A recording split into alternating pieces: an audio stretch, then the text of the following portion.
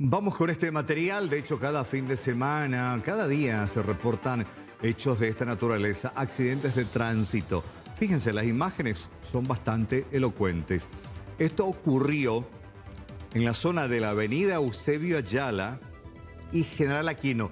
De entrada, de contramano, porque ese es un carril que sale, ahí está. Él tendría que haber girado General Aquino, que es la que corresponde por donde bajan los del transporte público, y entró de contramano. Entonces, para frenar su paso, se incrustó, un caballito, como le llaman. Sí, se incrustó, echó carteles publicitarios y él estaba ahí de contramano. Imagínate que venga un vehículo, estaba yendo petiroso y de contramano. Ocurrió este fin de semana. Escuchemos.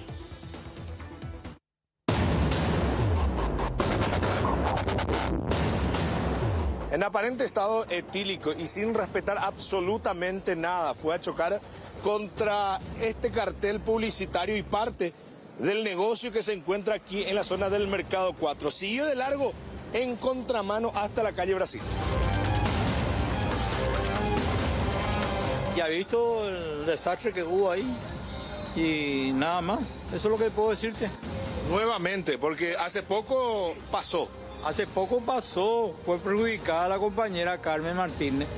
Entró ahí por su casilla, descompuso todo y le destruyó todo lo que tenía.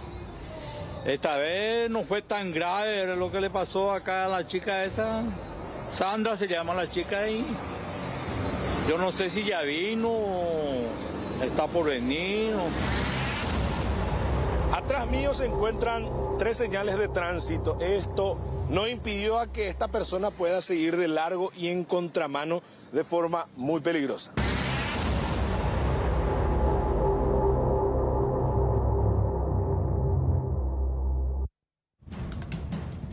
Bueno, y atiendan lo que captó esta pasajera en una unidad de transporte público a la altura de la ciudad de Guarambaré, algo que por supuesto generó mucha indignación, pero también preocupación de por medio. Hablamos de un depravado que constantemente aborda ese colectivo y suele realizar actos obscenos dentro de este colectivo de la empresa San José. La denunciante señaló que no es la primera vez que este hombre realiza estos actos, incluso ante la presencia de niños. A pesar de la denuncia formal que ya se hizo ante la comisaría 32 de J. Augusto Saldívar, no se ha podido dar todavía con este hombre, por lo que la joven denunciante teme que siga acosando a otras mujeres y también niñas que abordan la unidad. Miércoles 20 fue donde yo volví a toparme con él. Esta vez estaba con mi amiga y él decide sentarse en la misma línea, en las mismas filas, y yo entré en shock nuevamente y esta vez decidí grabarle y llamar a la policía para que puedan detener el colectivo y atajarle a él. En este caso hablaste también con el chofer, inclusive para ver si él también te podía ayudar. Sí, ya, me acerqué al chofer para pedir ayuda, ya que había pasado en la comisaría donde no pasó nada, y le dije que sí me podía ayudar para poder bajarle a esa persona, o sea, bajarle y en la comisaría para poder detenerle. Y ahí es donde él me dice que él no puede hacer nada, que él tiene un horario que cumplir. Y yo le digo que cómo él va a dejar que esto pase en sus pasajeros. Y le digo que me baje en la próxima comisaría, ¿verdad?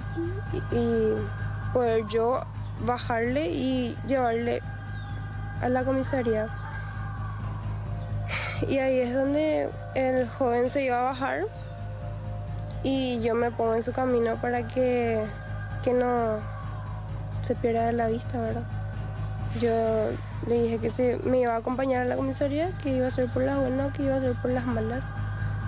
Y bueno, él me hizo caso y nos bajamos con mi amiga y él para ir a la comisaría. En ese momento íbamos a cruzar la ruta y él corre de mí, yo corro detrás de él, pero yo no logré alcanzarlo. Mi miedo realmente es que pueda hacerle daño a una criatura o pueda pasar a mayores.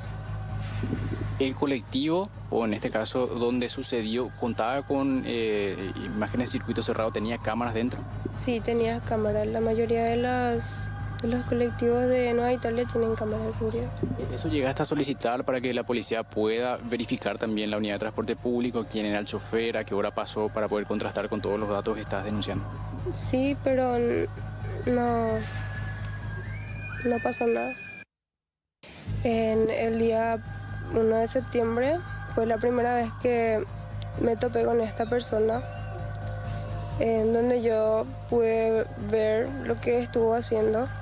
El colectivo estaba semi vacío, sería en la ciudad de Guarambaré, donde él normalmente suele subirse en la misma línea que yo. Yo camino a mi trabajo, estando sola prácticamente en el colectivo en el fondo.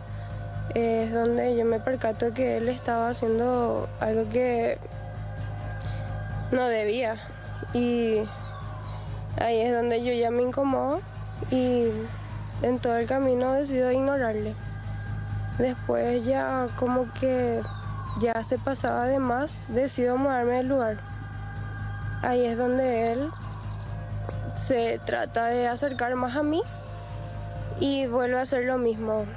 Ya llegando hacia la comisaría de kilómetro 20, decido bajarme del colectivo porque ya era una situación muy incómoda.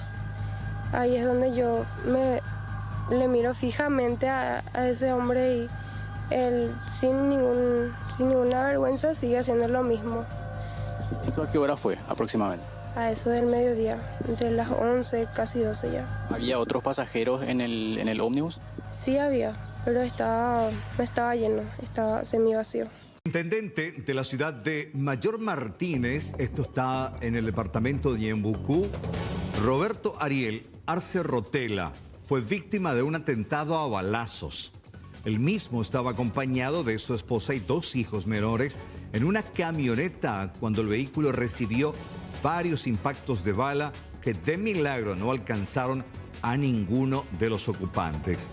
Según la fiscal Carolina Encina, previamente el intendente discutió con su hermano Hugo Arce, quien cuenta con antecedentes por hechos dolosos. Luego de esta discusión, la víctima abordó su camioneta y se produjeron inmediatamente los disparos. Luego del atentado, el sospechoso se dio a la fuga en su vehículo y ya tiene orden de captura. El propio hermano del intendente fue su agresor. Ya tiene orden de captura. Vendría a ser el intendente de la localidad de Mayor Martínez, y él mismo se hallaba acompañado con su familia en su vehículo, por lo que no podría tampoco descartarse imputarle a la persona al responsable por otros hechos punibles contra las otras personas en la camioneta. Varios disparos. Varios disparos. Pero no hubo lesionados. No, de casualidad, por la gracia de Dios, creo que no hubo lesionados, porque realmente fueron varios y podría haberle acertado incluso a los que estaban ahí dentro del vehículo. Las sospechas recaen sobre el hermano, justamente porque él había reconocido a la víctima y también los ocupantes del vehículo le habían reconocido. Entre ellos un nenito de 7 años, que es el sobrino del tirador y el hijo del intendente. El problema al parecer ya viene desde hace años. Ellos no tienen una relación fraternal, menos todavía cotidiana, no suelen compartir, según dijo la víctima.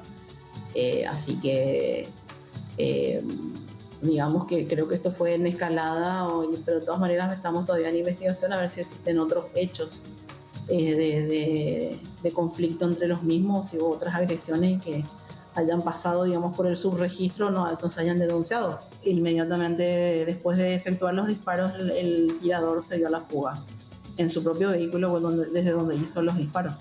¿Y actualmente la fiscalía cómo está en la investigación?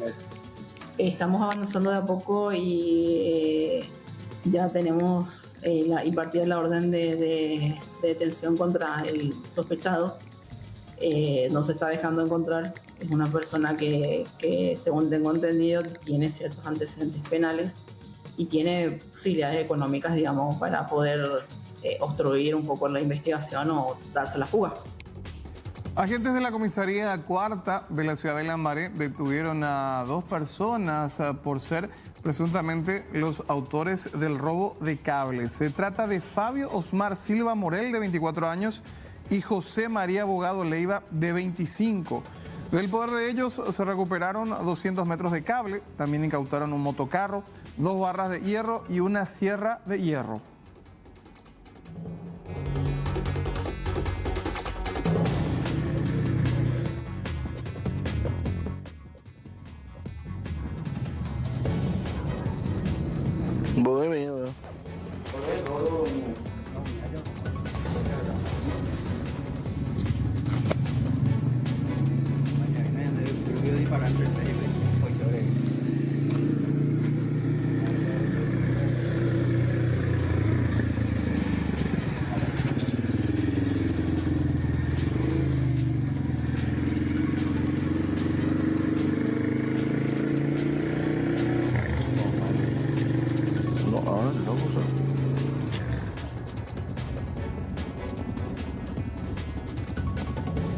Bueno, y hablemos a continuación de esta pequeña ciudad que está ubicada en el departamento de Paraguarí. Pocos la conocen, se llama Ciudad de María Antonia.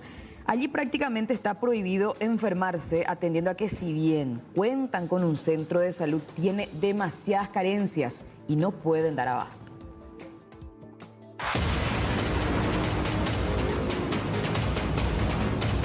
Esta es la unidad de salud familiar de la ciudad de María Antonia. Sin embargo, los fines de semana se encuentra de esta manera, cerrado y vacío. Es más, los pobladores mencionan que los personales quienes trabajan en este sitio no dan abasto. Además, no cuentan con un médico quien pueda atenderlos correctamente en caso de necesidades. Acá en la ciudad de María Antonia nosotros lastimosamente tenemos ese grave problema, ¿verdad? Que los fines de semana no tenemos que enfermarnos. Todos los días acá es de las 7 hasta las 3 de la tarde, nomás podemos estar enfermos. Más que eso ya no hay ninguna atención. ¿Y después cómo hacen si es que pasa algo después de ese horario? Y con la ayuda de los amigos. Lastimosamente acá estamos con primero lo del camino feo, ¿verdad? Acá la gente se ayuda, la gente es muy solidaria, la gente de María Antonia. Hay buena gente que le ayuda así a los pacientes, le llevamos, le acercamos a Uicuí, primeramente que quedó, o si no en Buyapeú, y después ahí hay poca asistencia, entonces ya le pasamos ya a Uicuí y más a Carapeguá o Paraguarí, son los lugares que le solemos llevar a la gente que está enfermo, ¿verdad? O sea, prácticamente tiene que buscar otras ciudades para ser atendido en caso de que los fines de semana, por ejemplo, se enfermen. Y los fines de semana acá a veces los policías que también ponen su mano, ¿verdad?, con la patrullera que le lleva a la gente si están enfermos. Los fines de semana acá difíciles, prácticamente está prohibido enfermarse. ¿Médicos hay en tu centro? Nosotros no contamos con ningún doctor ahora en nuestro centro de salud. Solamente creo que hay algunas licenciadas. ¿Remedios, medicamentos para hacer? Cero. Nada no hay. O sea, ¿qué es lo que hacen entonces acá si es que no hay médico, no hay remedio? Y para la foto, tenemos para la foto prácticamente ahí. Jalaico ya vengo de casa, pues ando donde topay, peteín, de la licencia con ella, las hogas, pues antes no irían ahí, si se ponen pues caer ahí ahora están con lugar. Peteín licenciada no iba. Peteín con hija, con la enfermera y todo día escuela. Hoy peteín que guarda, upea con la muy un baile de hace peteín con maya. Cambiarlo que guan. Upea con la muy un mía se upe. Pero antes se fue con enfermera. Pues apenas con la iba a ir donde puede ir, te va. A pecorero de saben en Botipá. En Botipá, y por ello, por la cara, jalan de hacer con el Catuy, pero licenciado con corresponde, pero desde Cuascaure está. Cuascaure está. Luego, pueblo, pero tu ya, ciudad, tu chango, pero tu ya la compañía, voy compañía, digo, Orecopea, esta compañía. Y falta orela, doctor, la y falta orela. Nay por te oingo, a ver, nay por ibeco, haremos la doctor. Ever era con la doctora. La doctora viene pero enfermera de la pelota. Ah, sí, enfermera las estaban. Fijaré, iba niña andu vayamos, ella pues nada. Ah, la oye pues cada vez cuña taimine. Pecha no manda. Jalando oye pues caen tengo la hora suerte para hoy con donde pues libre te llamo jeore. Es siempre Da petopaya mon ba ebe ya porque sala na petopaya mon. médico mi mía va con ibe. Ñana, médico ñana. Mía y mi mía. A mí pero ya Pejo mane a otro taba bejo que quedó bejo buya. Ojo que quedó buya mía. Cara pegua mi pijina la oye. La ciudad de María Antonia se independizó hace 7 años de lo que es la localidad de Mbuyapel. Aunque ustedes no lo crean, en todo este tiempo todavía no han podido conseguir un palacete municipal, un edificio que funja de municipalidad. Esta casa es lo que ellos conocen o llaman municipalidad, ya que hace 7 años el intendente alquila esta propiedad que pertenece a su suegro.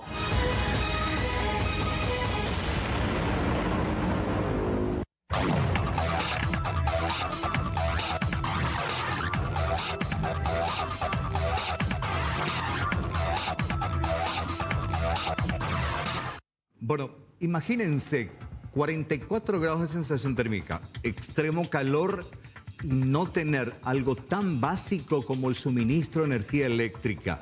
No un día, sino una semana. Mariano está con esta historia, con la gente de Itauguá, que pasó las de Caín realmente. Mariano, ¿cómo te va? Muy buenas tardes. Hola, don Carlos, ¿cómo está, señor? Sí, ayer, anteayer, y dice que de manera consecutiva se viene dando el corte del suministro de energía eléctrica. Notarán ustedes de fondo que estamos justamente en el límite, Estanzuela-Itauguá, allá al fondo. Ahí van a ver, conocer el cartel, Carlos, ¿verdad? El que divide justamente en el colectivo El Frutillita también, que pasa acá por la zona. Y a propósito de frutillas, hablábamos con las trabajadoras que venden los postres y compañía y nos hablaban del perjuicio que tuvieron debido al corte justamente de la energía eléctrica. Hasta manifestaciones se realizaban acá en zona de Itauguá. Y ahora vamos acá con una de las señoras que tiene su puesto también. Va con la aporte, doña, más de espíritu y nada. Ahí ponte, ya yo que jacuye, ya ese. ¿Qué es lo que pasó ayer? Dice que desastre se armó. Y anteayer a la noche ya lo terminó la luz. Primero terminó a las 10 por ahí, después vino a las 12. Después de las 12 vino a las 2 otra vez. Y ya después, a la mañana no hubo luz, hasta las 2 de la tarde. Juísimo donde trae. Y los chantilly, eso que hacíamos, se compuso todito. Hacia allá, por ejemplo, hay muchísima gente que tuvo mucha pérdida. Acá nosotros hacemos, de acuerdo que vendemos nomás lo por el calor, ¿verdad? Y todo lo que hicimos se descompuso. El chantilly no aguanta, y mucho sin... No aguanta sin la electricidad, no aguanta, porque tiene que estar en un lugar frío, pues. Y a ver, cosa, íbamos a ir a la frutilla de frío y pérdida otra vez con nosotros. Que este año no salió nada por la frutilla y eso. Nada, y te luego. Mandé desastre. Y ya tu paite voy. Ya tu voy a... No, ahora no te quemó todavía ningún electrodoméstico, porque me dijeron también que no sé si fue ayer o anteayer que venía, se iba. Sí, a mí no, pero hay gente que hacia mi casa se descompuso su heladera, algunos su aire. Así, congelador que tenemos pues congelado y eso frutilla. Y eso es lo que la gente que se descompuso su congelador, lo que tiene mucha pérdida. Tu ensalada de fruta, salvate ahí con el hielo. Ese salió con el hielo, pues hacemos de acuerdo que vendemos nomás lo y metemos en el congelador y un poquitito sacamos acá. Gracias. De nada. Doña, gracias. Esta es la particularidad de la señora que de hecho tiene acá un puesto de venta de fruta, ella tiene muchas cosas, también suele hacer los postres de frutilla y compañía. Vení acá, Daisy, saludale a Mariano. Hola, Daisy. Acá ¿Cómo está? Se halló demasiado por verte, se ilusionó mucho. ¿Que me van a dar de comer algo? ¿Eh? Me van a dar de comer algo. Y ensalada de fruta, más si querés. Ya conseguimos entonces, gracias. Hola, Daisy, ¿cómo está? ¿Todo tranquilo? ¿Eh? Ahí saludar a Carlos Troche, también estamos en C9. ¿Qué tal? No todito. Hola. Todo el mundo así que ella. ¿Por qué casi te... Él no me quería verle, Curi. Te están viendo a vos. Y ya guará. Gracias. Adelante, güey, te Ay, sí. Gracias, por taponar que nos vemos. Gracias. Bueno, hasta yo para comer acá la ensalada de fruta, entonces, enseguida. Pero vos sabés que don Carlos se siente demasiado. Yo ahora me puse el saco ahora un ratito para estar un poco más churra acá para visitar la Daisy, pero se siente muchísimo el calor y la situación difícil era de enfrentar el problema luego de la producción. Justamente allá al fondo vemos la plantación y compañía de frutilla. Problema luego de producción, don Carlos. Después Sí. el tema de la venta, hacerle precio a la gente, hacer que sea ventajoso, hacer rendir tu producto. Y después, en estos días, donde tenés que soportar el intenso calor a la vera de la ruta, que esta es la ruta que une Areguá con Itagua, la que utilizan ellos como punto de referencia, soportar el calor y que se te corte la electricidad. Así que es una catástrofe. No, totalmente. Aparte que uno no puede ni descansar. Si con el ventilador te cuesta, imagínate si no tener la posibilidad de un aire y dormir ahí en la intemperie y los mosquitos, aparte el perjuicio de perder tus productos. Pero finalmente, después de una semana, creo que la ANDE volvió a reponer la energía ayer, ¿no? En realidad, Carlos, fueron diferentes momentos. Un día nos decían media hora, una hora se fue, después vino otra vez. Después al día siguiente ya fueron 2 o 3 horas que se quedaron sin electricidad.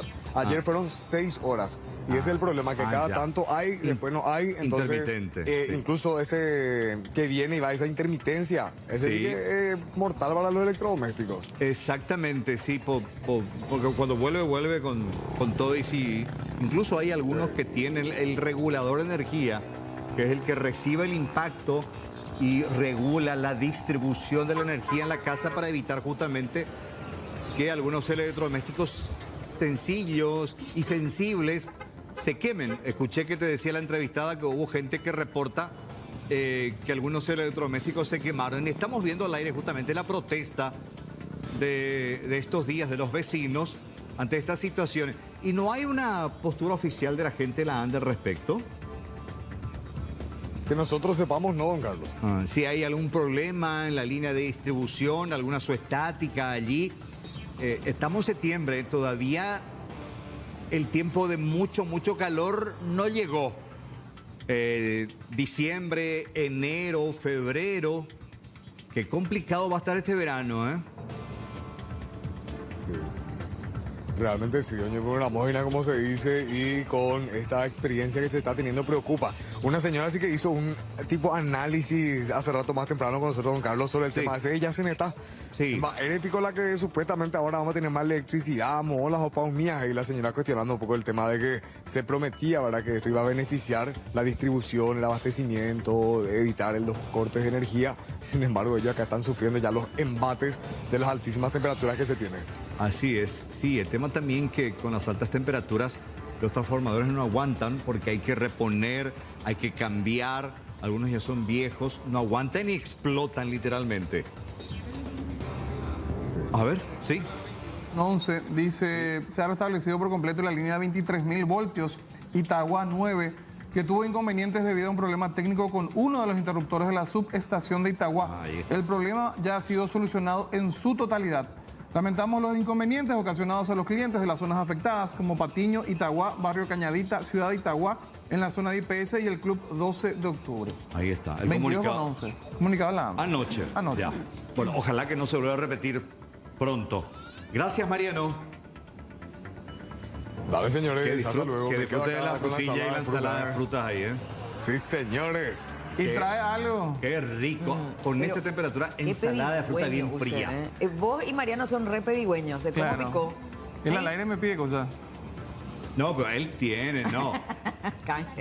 Justo al hombre que más y Mira, mayor que se hace factura en bien. este canal. Esto está para comprarse. Claro. Sí. Bueno, quiero creer, Mariano, lo Varias que vas hectáreas a frutilla. pagar ese vaso, ¿eh? Ay. Pero juega, Mira, pues, mira, mira. ¿cómo me llega la.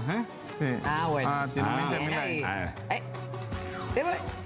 Primero que hay que pagar. sí. Se te cayó tu 20.000. Mira, mira. Ah, No como entró en el bolsillo, Pico. la ensalada de fruta en este momento. Mira vos en el piso. Alta ensalada de fruta para aplacar el calor. Tu 20.000. ¿No se cayó tu 20.000? ¿No? Ya se fue, ya. Se perdió. Ah, bueno, buen provecho. Ahí está. Bueno, gracias Mariano. Gracias. Chao.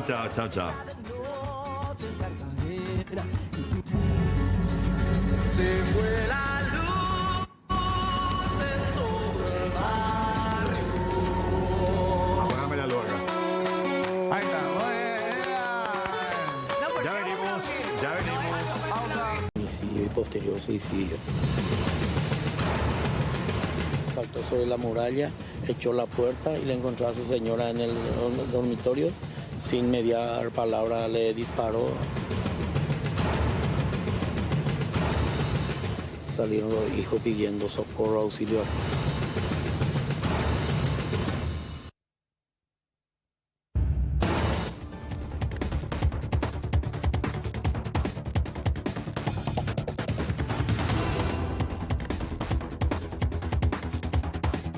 Bueno, poco después de las 2 de la mañana de este domingo, se reportó un terrible caso, una doble tragedia, feminicidio con posterior suicidio, de quién sería el autor de este hecho. Ocurría en el barrio Bocayatú de la ciudad de Ñemby. Intervinieron efectivos policiales de la comisaría 58 Central, identificando a la víctima fatal del feminicidio como Regina Beatriz Arrey Ramírez, de 36 años, y al supuesto autor Máximo Cristaldo Alcaraz, de 45, quien era concubino de la mujer y tenían en común 7 hijos. A pesar de que ya hablan de un proceso de divorcio, evidentemente un matrimonio aparente, si no había una cuestión legal, pero igual, con la cantidad de años, con la cantidad de hijos también, uno presume que ya era un matrimonio aparente, porque estaban en proceso de la separación. Sí. 28 de agosto, Regina le denunció por violencia familiar en la comisaría de Ñemby, pero después se retractó ante el Ministerio Público diciendo que supuestamente los de la policía escribieron todo mal su denuncia. Bueno. O sea, todo lo que envuelve nada más. Claro, y hay que entender también la situación de la víctima. Hasta parecía una pareja feliz. Sí. Pero imagínate, 7 hijos de por medio. Y una relación bastante larga, sí, definitivamente. Sí. Luego de efectuar varios disparos contra la mujer, el supuesto victimario procedió a autoeliminarse con un disparo en la cabeza. El cuerpo de la víctima fue trasladado hasta la morgue judicial, mientras que el del hombre, al constatarse el orificio de entrada y salida de la bala, fue entregado a sus familiares. El caso se encuentra a cargo de la fiscal Laura Guillén, de la Unidad Penal número 2. Al allanarse la vivienda del feminicida se encontraron varias armas de fuego, entre rifles y escopetas, que estarían todas, dicen las autoridades, registradas ante la DIMABEL. Esto nos decía la fiscal del caso. Bueno, se incautaron los teléfonos celulares de las víctimas, la señora que falleció, también de su marido, el arma de fuego que fue utilizado, como también así de DVR, que van a servir para esclarecer el hecho. Fiscal, en este caso, ¿se puede hablar ya de un feminicidio como tal? Sí. Sí se puede hablar. Ok, ¿cuántos menores quedarían y dónde están ellos dispuestos ahora mismo? Bueno, con relación a menores, son 6 menores y una hija en común, es decir, son 7 hijos en común. Una ya es mayor de edad y ellos están en el Centro de Atención a Víctimas del Ministerio Público recibiendo contención. Ahora, en relación a los cuerpos, el de la mujer ya se encuentra en este caso, en la morgue judicial, ¿es así? Sí, en la morgue judicial, y el del señor fue entregado a su hija mayor de edad. A su hija mayor. Del local donde él se encontraba viviendo, que es el depósito, el taller que se encuentra aquí a una cuadra, ¿se llegó a recolectar también algún elemento importante para la investigación? Sí, también.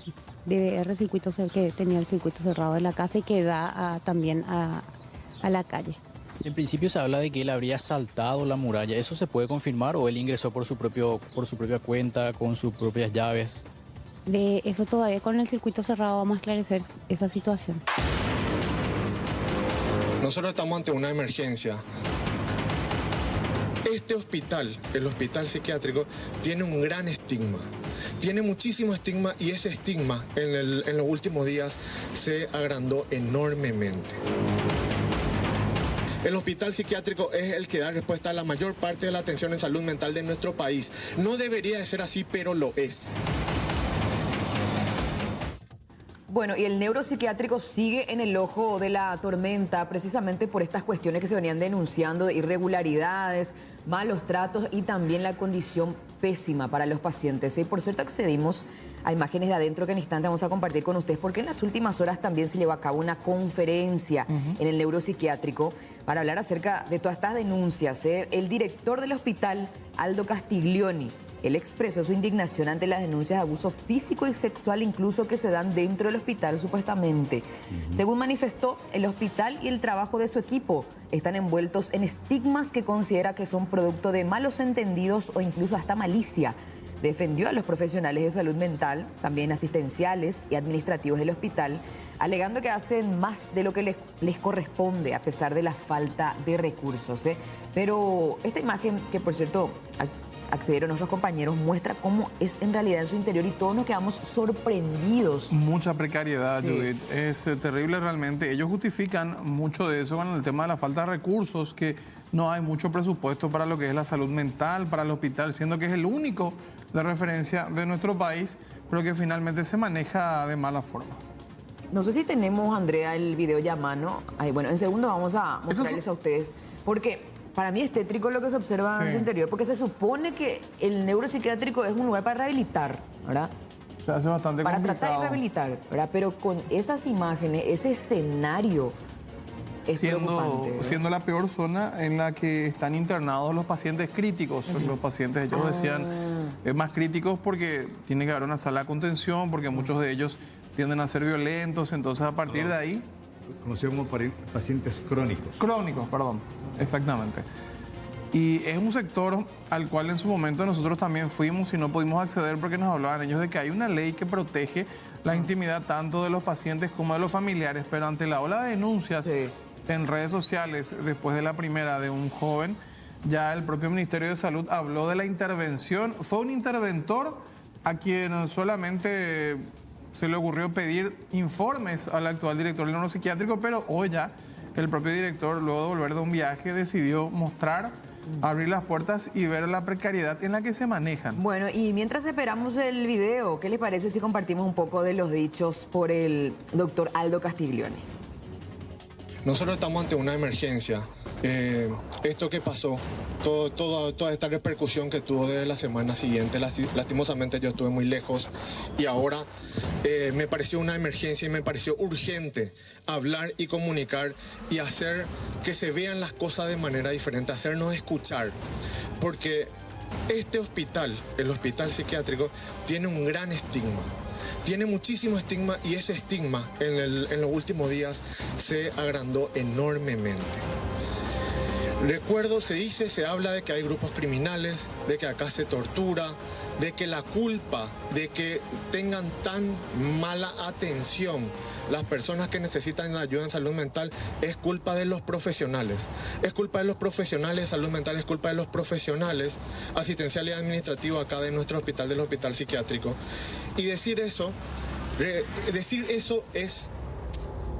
expresa un gran desconocimiento o un gran nivel de maliciosidad. La gran precariedad, el olvido por parte del gobierno y de las autoridades. Y a pesar de eso, el gran grupo humano que había dentro de este hospital. Grupo de personas que hacían más de lo que les correspondían, porque no tenían los recursos para dar una mejor atención, una atención de calidad y calidez, que es lo que todo el tiempo se pregona. Acá es muy difícil, pero sin embargo se hace un esfuerzo enorme. Vi compañeros que eran maltratados, y no solamente físicamente. Muchos de nosotros, forma parte de nuestro trabajo, hemos sido agredidos. Yo fui agredido como profesional y sé que muchos de ustedes lastimosamente también. Cuesta mucho porque acá en el hospital nosotros tenemos una demanda altísima de atención, pero altísima. ¿Por qué tenemos una gran demanda? Porque en nuestro país hay una gran hegemonía en la atención en salud mental dentro del hospital psiquiátrico. El hospital psiquiátrico es el que da respuesta a la mayor parte de la atención en salud mental de nuestro país. No debería de ser así, pero lo es. Acá nosotros tenemos cerca de 40.000 consultas por año. Tenemos déficit de insumos, tenemos déficit de recursos humanos. Nuestra infraestructura es sumamente precaria. Esta edificación es sumamente antigua y realmente es sumamente difícil, y el funcionariado hace un gran esfuerzo para poder trabajar y hacer lo mejor que podemos. Bueno, son los dichos del director doctor Aldo Castiglioni del neuropsiquiátrico acerca de la masiva denuncia que se va realizando, ¿verdad? Y tuvieron que salir al paso acerca de los dichos. Llama la atención el hecho de que en ningún momento habló de la apertura de ningún sumario, simplemente justificó el hecho de que muchos de ellos tienen que hacer más de lo que está establecido justamente ante la precariedad en la que se manejan por la falta de recursos. Se hace muy complicado también conocer cuál era la situación en el año 2021, que es la fecha que data la denuncia de este joven. Él hablaba de que fue internado por 3 días en el año 2021, de que fue enviado a una sala prácticamente de torturas, tuvo que convivir con cucarachas, no le daban de comer, pasó muy mal y que inclusive había enfermeros que tenían una actitud casi de abuso. Lo que pasa es que también acá existe un estigma hacia las personas que están denunciando ahora, porque es como decir, no, pero si fue un paciente, ¿verdad? Estuvo luego loco, ¿cómo le vas a creer, verdad? O sea, son esos estigmas que se dan hacia la gente que denuncia, pero no sé, a raíz de este video, que por cierto, creo que fue Nata el que grabó, ¿verdad? Me confirma Andrés, ¿verdad? Nata Cáceres, nuestro compañero, ingresó de manera exclusiva, creo que al sector donde están estos pacientes crónicos, ¿verdad? Ahí está, y no tiene colchón. Fíjate, por favor, en lo que es esto. La totalmente sociedad insalubre luego ya partiendo por allí, ¿verdad? Claro. Es un escenario pero tétrico. Un lugar abandonado, decía el director, esto es culpa de todos los gobiernos anteriores que no tuvieron en cuenta un mejor presupuesto para el neuropsiquiátrico. Reiteramos, es el único hospital de referencia de este tipo en nuestro país. Imagínate si había 3 o 4. Mira lo que es eso. Parece mancha de sangre, ¿verdad? Está sucio, los colchones ya están prácticamente totalmente desvestijados, no se pueden usar. No sé. El lugar es mínimo sucio, no es higiénico. Pero evidentemente a partir de esto hay que Yo digo conversar. nomás que sí, esa es la sala que te dan a vos que estás con problemas de salud mental. Creo que va a salir un poco peor de lo que ingresaste, ¿verdad? Porque es demasiado fuerte esto, fíjate. Yo creo que, no sé si hasta ahí nomás el video. Para mí que había un poco más, se podía ver otras partes, ¿verdad? Había, creo, otras escenas donde se podía Estas son las compartir imágenes que tenemos de momento, ¿verdad? Porque como decías vos, son demasiado herméticos. Dicen que es para respetar precisamente la intimidad de los pacientes y no se le permite el ingreso a nadie, ¿verdad? Pero bueno, la realidad es la que tiene que convivir decenas de familias paraguayas que recurran hasta este hospital ya como una última vía de ayuda o de escape, teniendo en cuenta que la salud o la atención en la salud mental en nuestro país es bastante pobre y ya mucha gente tiene que recurrir en el último estadio a este sitio que lamentablemente no está muchas veces en las condiciones requeridas para poder atender bien a los pacientes y mucho menos a los familiares. Imagínate que ellos tienen que quedarse muchas veces en albergues precarios también para poder acompañar a sus seres queridos, aunque también se da el caso que muchos son abandonados. Así es. Ahí vemos parte de, no sé, lo que se puede captar desde viejas, afuera, ¿verdad? Este, por ejemplo, ya es como un depósito. Hierros oxidados. Vemos que son las camas que ya quedaron en desuso, totalmente derrumbradas. Mira este pasillo. Mira, los colchoncitos están apenas ya. ¿Vos sabés que parece una celda? Sí. Eso es como una cárcel, ¿verdad? Y eso es lo que decía este joven en su denuncia, que son como calabozos. Y en ese entonces, con el tema de la pandemia, tenían que estar separados, inclusive. Entonces era como un calabozo solitario, vos estabas aparte del resto de la población. Qué bárbaro. Y se hace muy complicado. Definitivamente no está en condiciones. Se debe mejorar esto, ¿verdad? Y si van a seguir con la excusa de que no tienen recursos, entonces hay que cerrar, porque no puede tenerle a las personas en esas condiciones. Es inhumano, independientemente de su salud mental, ¿verdad? Fíjate lo que es esto. Suciedad tremenda. La pintura de hace años que por cierto no se cambia más, ¿verdad? Y con esta ley que se había aprobado de atención a la salud mental, en donde se pretendía utilizar otros hospitales también como posibles albergues o hospitales neuropsiquiátricos en varias cabeceras departamentales, hay que ver nuevamente el tema presupuestario, si existe el dinero para habilitar y en qué condiciones, porque me imagino que mínimamente tiene que tener las condiciones. Yo sigo mirando la imagen y la verdad que sorprendida, ¿verdad? Porque personalmente nunca fui ahí ni siquiera para una cobertura, ¿verdad? Ni para hablar con alguno de los encargados. Ahora, esto no es injusto solamente para los pacientes, Usher, para los propios trabajadores. Para los funcionarios, que tienen que arreglarse como sea, teniendo eso como establecimiento, el tema de la cocina, en los distintos lugares donde tienen que hacer maravillas para dar de comer a 200, 300 personas por día.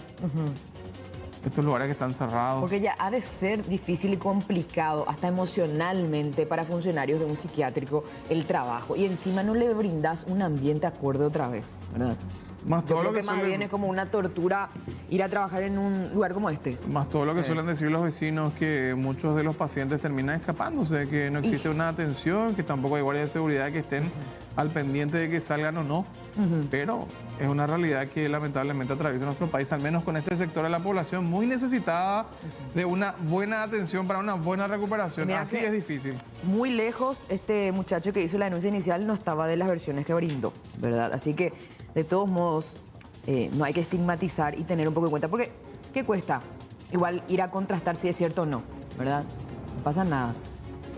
Esto, no sé qué es esto, ¿verdad? No sé qué sería, aparentemente son salidas. Son conectores, ¿verdad? Algo Salidas así. de oxígeno, puede ser. Y no, hay que decir también que están muy mal las condiciones edilicias. Y también el tema es, si cerrás un sector para hacer algún tipo de remodelación, ¿a dónde enviar los pacientes? Porque otros hospitales no hay. No hay, ¿verdad? Con estas realidades es el único, el de referencia. ¿Y cómo siendo el único de referencia? Ahora estás tan olvidado. Acá ya te das cuenta luego de que las cosas no están bien y se hacen mal las cosas, ¿verdad? Porque nada no se destina acá. Y después quieren hablar de salud mental, que no sé qué, La importancia campaña, de cuidar. ¿verdad? Acá ya te vas justamente porque estás en un grado elevado, ¿verdad? Bastante complicado ya en ese sentido de salud mental, ¿verdad? Y mirado cómo ya sos recibido de entrada. Una pena realmente. Una situación por la que atraviesa. Lamentable. El Y hospital entiendo que neuropsiquiátrico. el director quiera defender y todo más, ¿verdad? Y no es nada personal, pero ¿cómo es posible esto, gente? Observen, ¿verdad? Está todo tirado. Ahí vemos objetos encima del techo. Que el techo también es de zinc. No se sabe cuántos pacientes están actualmente ahí, Usha. Yo recuerdo que la directora había dado un monto estimativo en la conferencia que habíamos conseguido la semana pasada, pero no recuerdo el número exacto, no te quiero mentir. Pero a partir de eso también había toda la familia que iba detrás, más los funcionarios, más los guardias. Es una cantidad importante de personas que están deambulando siempre por el patio en busca siempre de alguna atención, teniendo en cuenta sus cuadros de salud. Está abandonado, es realmente triste.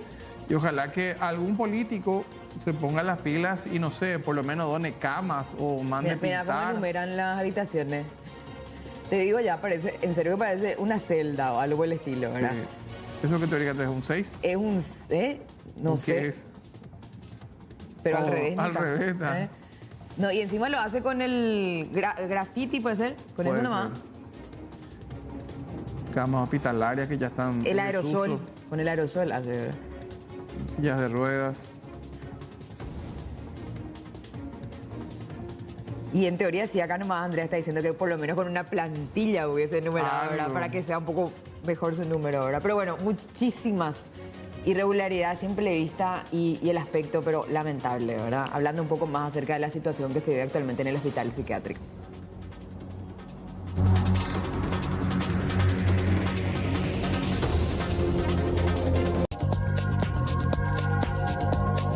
Incorporar una alimentación balanceada con abundantes frutas, verduras, por sobre todo crudas. Es importante realizar el desayuno, la media mañana, el almuerzo, la merienda y la cena, y en ese tiempo de comida escoger, o sea, realizar una buena elección de nuestros alimentos. Preferir frutas, verduras, alimentos más ligeros.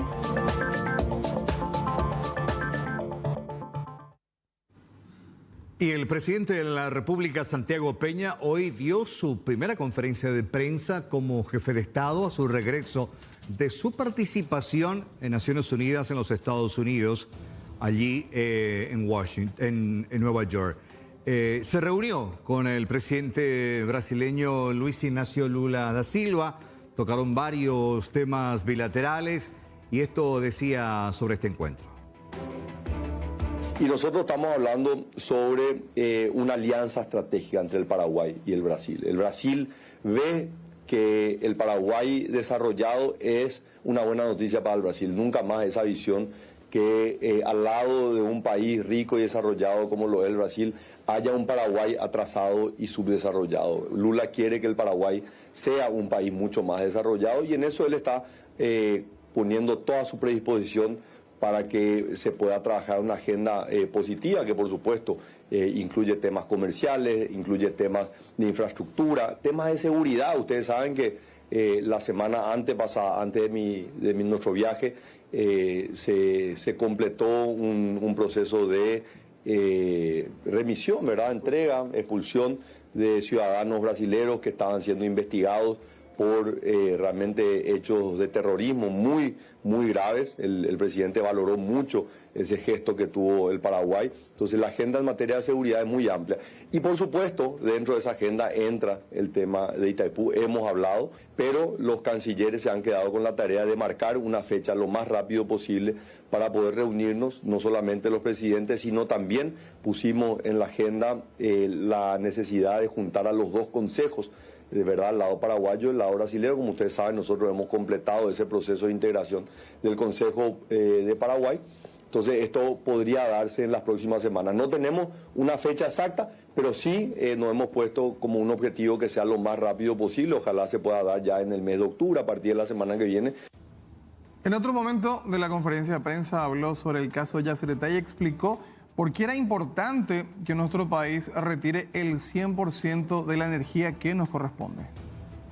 Fue también la oportunidad de reafirmar nuestros lazos históricos entre Paraguay y Estados Unidos. También tuvimos una reunión con el enviado especial. El presidente Biden tiene una persona de mucha confianza de él, que es el ex senador Christopher Dodd, una persona que compartió con él el Senado por 30 años, como su enviado especial hacia las Américas. Y bueno, con el senador Dodd tuvimos una reunión muy larga donde repasamos un poco la relación de Paraguay y Estados Unidos y nuevamente reafirmamos el compromiso de ambos lados de trabajar juntos en los próximos años en una agenda que sea positiva para el Paraguay y para Estados Unidos. Temas de seguridad, le explicamos nuestra agenda de lucha contra la corrupción, lo que estamos haciendo con todos los poderes del Estado. Por supuesto, el tema de la carne es un tema recurrente, ¿verdad? Ellos saben que Paraguay está expectante ya al anuncio de la reapertura del mercado de la carne para Estados Unidos. Y en el caso de Bukele, también una figura que captura mucho la atención a nivel latinoamericano. Tuve la oportunidad de compartir con él un breve encuentro. Ya había hablado yo por teléfono, habíamos tenido una videollamada un tiempo atrás. Y bueno, un poco estamos en la misma sintonía, países relativamente pequeños que habían estado muchas veces ausentes del debate internacional, hoy somos protagonistas. Él tiene una agenda en materia de seguridad muy intensa y creo que eso también nos une de alguna manera en temas que Paraguay quiere levantar. Lo de la hidrovía es un tema. La hidrovía, y acá el canciller está haciendo un trabajo, un seguimiento. Mañana hay una reunión muy importante en Argentina, pero es en la sede de la Embajada de Brasil, porque Brasil es el que ejerce la presidencia del grupo que administra la hidrovía.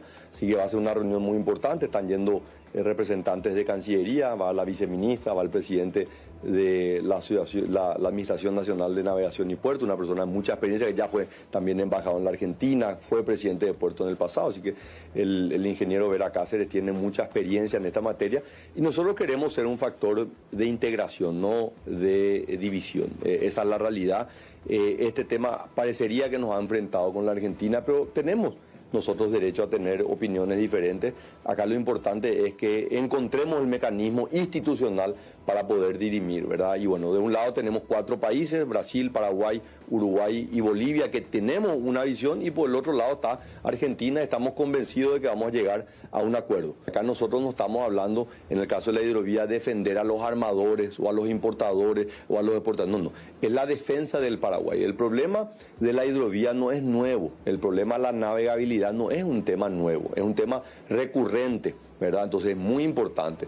Yo he hablado de esto con todos los presidentes que participamos dentro de la hidrovía, donde yo tengo una visión superadora. no solamente dejar de hablar de estos pequeños problemas coyunturales, sino que apuntemos a un proyecto de integración mucho más amplio, que la hidrovía sea la mayor autopista en el mundo. Para que se den una idea, la hidrovía Paraguay-Paraná hoy moviliza alrededor de 40 millones de toneladas por año. Bueno, ya está con nosotros el doctor Federico Franco para esta noche, Diálogo Franco. Doctor, ¿cómo te va? Muy bien, Carlos, contento de saludarte a vos, a todos los amigos que están en piso y a la enorme audiencia de C9N. Bueno, ¿cuál es la cita esta noche, doctor? Bueno, última semana de septiembre, Carlos, el viernes es feriado, 29 de septiembre, y bueno, vamos a hablar sobre la Boquerón.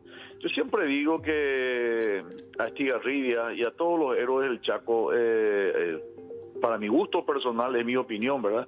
El gobierno de Alfredo Stroessner se encargó de minimizar, se encargó de alguna manera menospreciar la guerra del Chaco. Y sí se hipertrofió la guerra del 70. Muy poca gente conoce sobre la figura del general Estigarribia. En estos días dimos mucho hincapié. Hoy vamos a hablar con el nieto. El mariscal Estigarribia tiene 2 nietos. Uno de ellos falleció, el tercero. Entonces quedan 2, José Félix, el que fue nuestro canciller, y José María. Hoy va a estar José María hablando con nosotros sobre la vida familiar, la vida de familia, la vida en casa íntima de José Félix Estigarribia, comandante victorioso del Chaco, y sobre la batalla de Boquerón y sobre la vida militar de José Félix Estigarribia. Vamos a hablar con una persona que sabe mucho, el embajador Ricardo Escabones Yegros. Así que hoy vamos a hablar de Boquerón, del mariscal Estigarribia, de la guerra del Chaco. Imperdible como todos los lunes, 21 horas, audiencia total. Vamos a estar pendientes, realmente sumamente interesante. Qué importante conocer y que esta nueva generación conozca quién fue José Félix Estigarribia, este gran comandante de la guerra del Chaco y esta batalla de Boquerón. Bueno, que sea de paso también, es la celebración número 58 de la televisión paraguaya. ¿Te imaginas la modestia que tuvo Canal 9 de crearse el día de la batalla de Boquerón? San Miguel tiene un significado muy importante para toda la religiosidad popular paraguaya, Carlos. Exactamente, imperdible. A las 21 por C9N. Te esperamos, doctor. Un abrazo. Una consulta. ¿Yo puedo llevar mi remera de C9N hoy? Claro que sí, es suya la remera, claro. Gracias, Carlos. Muchas gracias. Gracias por el obsequio. Muchas gracias. Muy amable, ¿eh? Un abrazo, doctor. Gracias, Carlos. Hasta luego. Chao, chao. 21 horas, Diálogo Franco. Vamos a hablar acerca de la batalla de Boquerón, 91 años de aquella victoria del 29 de septiembre. Bueno, y queridos compañeros, Hakuro, realmente, ¿verdad? Sí. Yo creo que es la única expresión que podemos usar.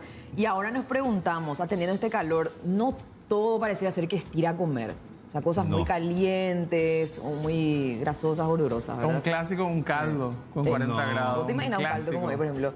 ¿Qué a usted le tira, por ejemplo? Es como, no sé, 40 grados ahí. ¿No quieres tomar mate? No, no hay posibilidad. No. Tu organismo lo rechaza automáticamente. Y me gustaría algo fresco, frutas. Esa ensalada de fruta que mostró Mariano, por ejemplo. Sí, vos sabés que me quedé con esas mismas ganas. La ensalada de frutas. ¿Verdad? Sí. Bueno, vamos a presentarles esta entrevista que logramos con la licenciada Nancy Chap. Ella es nutricionista y nos da unos consejos muy importantes acerca de lo que podemos comer y que es beneficioso para nuestra salud en estos días de altas temperaturas. Y presten mucha atención a la siguiente nota. Incorporar una alimentación balanceada con abundantes frutas, verduras, por sobre todo crudas. Realizar las 5 comidas del día. Es importante realizar el desayuno, la media mañana, el almuerzo, la merienda y la cena. Y en ese tiempo de comida escoger, realizar una buena elección de nuestros alimentos, que no sean alimentos con mucha grasa, con mucho azúcar, evitar ese tipo de alimentos y preferir frutas, verduras, alimentos más ligeros.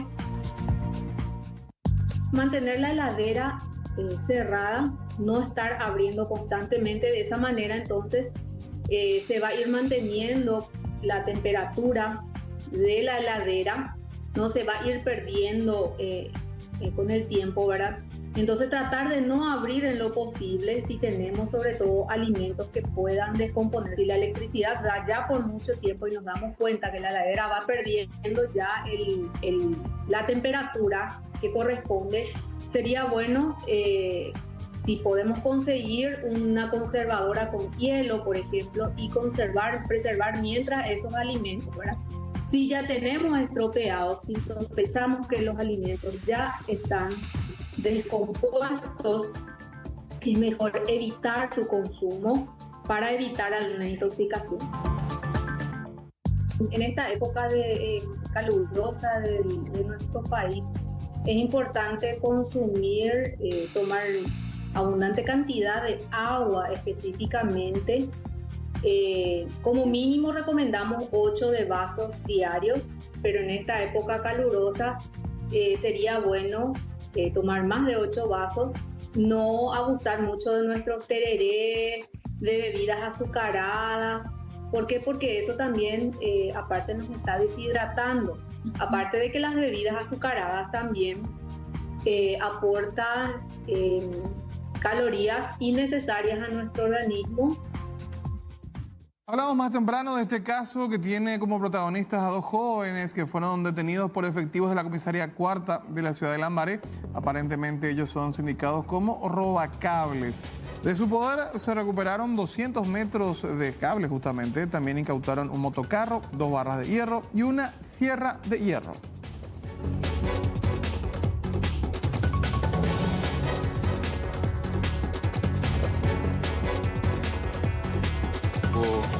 Conocimiento de un hecho mediante la llamada telefónica en la oficina de guardia y personal de patrulla empezó a verificar y pudo constatar la veracidad del hecho encontrando a 2 sujetos en un túnel de Copaco, en este caso subterráneo, el cual pudieron alzarse con cables de fibra óptica de la misma empresa, el cual fue aprendido 2 sujetos, sorprendidos en flagrante comisión de dicho hecho.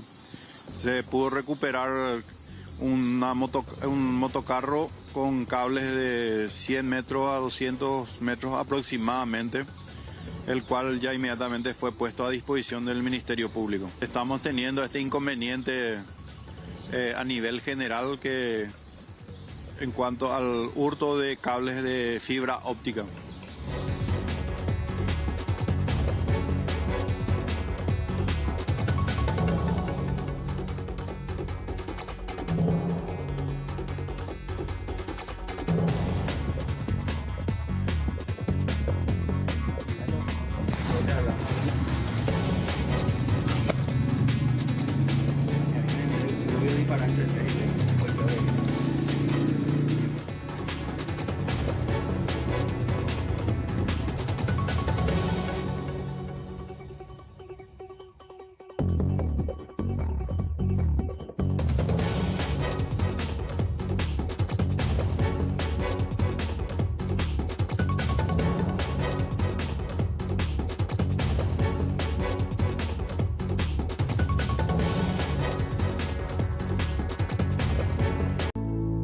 Bueno, ahí está. Saludos a la gente de Villarrica, a esa querida, hermosa gente del departamento del Guairá. Tenemos la embajadora acá. Araceli allá del otro lado, ¿sí está? Sí, tenemos la embajadora acá. No, la culta y andariega Villarrica. Así es. Exactamente. Bueno, ya está con nosotros Rolando Rodi para hacer el pase esta tarde. Hola, Rolando, ¿cómo te va? están? ¿Qué tal todo? Con mucho calor. Calor. Mucho calor. Sí. Lo que me imagino mañana va a ser esa transición, ya que mañana dice que a la noche va a bajar la temperatura de esa Mañana jornada. vos a supa. Allá. Sí. Qué pucha, impresionante. Pues Para el 37 miércoles. marca la máxima para mañana y después si hay un descenso de temperatura ahí se va a sentir. Imagínate que, a ver, mañana es martes. Para el miércoles se estima que la máxima es la mínima de hoy. Hoy arrancamos con 27. Claro, va a ser la máxima. es más, Y va a ser vamos la a tener máxima. 15 incluso grados de mínima. mínima, o sea, totalmente de un extremo a otro. ¿verdad? 15 acá los perros ya saca su poncho. Sí. De 14, 15 días. Menos de 20. La caperita. sí o sí. Bufanda. La base de Lujaina. Ah, pea. ¿Y qué tenemos para tarde noche? Bueno, vamos a darle continuidad a muchas informaciones. Es preocupante la alta cifra de personas que terminan tomando decisiones drásticas Este fin de semana nada más lideraba la lista 10 personas que lastimosamente tomaron una determinación tan drástica. Vamos a estar hablando del otro lado, de la gente que de alguna manera también, a pesar de que pasó por dificultades, intentó superarse. Es un tema que se debe hablar porque a veces también ayuda un poco, entonces vamos a estar... ¿Testimonios, Rodi? Testimonios, sí, testimonios. Sí. Principalmente también cómo identificar y qué es lo que ellos desde el otro lado están pidiendo. Ayuda. Exacto, sí. Y a veces no identificamos. Y hablamos tanto de la salud mental. Hoy estábamos viendo la situación del... Y así está la salud mental. Así como está su la salud hospital. mental. Exactamente. El único que tenemos en el país. Deplorable. Sí. Con una demanda altísima. En los privados son costosísimos. No, y lastimosamente no damos abasto. Creo que algo positivo de lo que escuché hoy hablar al doctor Castiglioni es que hay un compromiso para que se pueda fraccionar, que se pueda destinar un sector para adultos allí y el otro llevar al hospital Acostañú, donde van a estar los menores. Porque decía, acá atendemos también nosotros a adolescentes, a menores de edad, porque no podemos negar atención, porque es una violación de los derechos humanos no asistir a personas que lo necesitan. Entonces, a ese proyecto creo que se va a desdoblar ahora, van a llevar a Costañú a los menores y allí van a centrar en los adultos. Pero, por supuesto, es inevitable no preguntarnos, ¿verdad? ¿Por qué recién ahora toman esas determinaciones, siendo que ya se encontraba así solo por las denuncias? Pero hay que recordar también que está ya la ley de salud mental, que iba justamente a descentralizar el neuropsiquiátrico en distintas cabeceras departamentales, cosa que hasta ahora no se ha podido hacer por falta de presupuesto. Sí, se dejó muy de lado, no hay recursos, no hay presupuesto, quizá vos tengas profesionales, pero ¿qué vas a hacer con los profesionales si no tenés presupuesto, no tenés equipo, infraestructura, no tenés absolutamente nada? Pero ese lugar es hasta injusto para los propios trabajadores. Claro, eso decía hoy, yo estaba escuchando y entiendo también en parte, decía, nosotros tenemos que recibir agresiones físicas, tenemos que recibir... insultos, reclamos constantemente y hacemos lo que podemos y se entiende también de alguna manera, no se justifica ciertas situaciones, pero la culpa no es completamente de ellos, los recursos no se estaban destinando, o sea, no hay recursos. ¿Y cómo es eso si es el único neuropsiquiátrico? Pasa lo mismo, ¿verdad? con el tema de adicción también, la misma cosa. Claro, una falta de políticas públicas para la salud mental. Totalmente. Bueno, qué interesante realmente. Me prendí ya, me vendiste y compré. No, ya estamos empezando el debate nosotros acá en el pase, ¿verdad? Bueno, nos vamos nosotros. Nos vamos. Será hasta mañana. Chao, chao.